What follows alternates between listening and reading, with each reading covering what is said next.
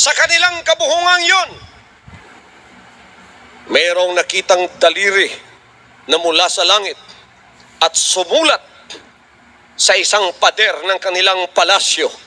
Nakita ang pagkasulat, Mene, Mene, Tekel, Uparsin. Tapos natakot ang hari, sinabi niya, sino ang makapagbibigay ng interpretation sa mga bagay na yan? Tingnan ninyo mga kapatid, ang Diyos natin ay Diyos ng paghatol. Amen. Lalo na kung nilalapastangan ang kanyang mga banal na bagay. Eto nga yung baso lang na gold na ginagamit ng mga saserdote doon, mga vessels of the temple that they use in offering unto God. These are nothing if you just consider them because they are things.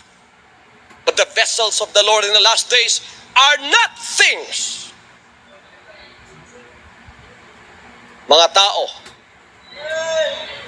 ang mga mensahero ng Diyos, isa na ang pinahiran ng langis. Hallelujah!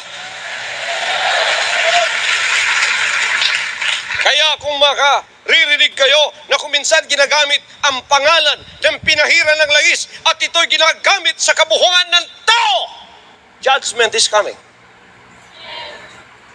Because they're not supposed to do that.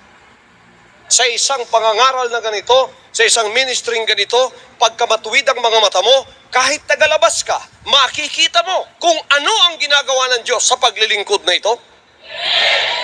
Hindi mo dapat na lapastanganin kahit ang pangalan ng buhay na Diyos. Darating ang paghatol.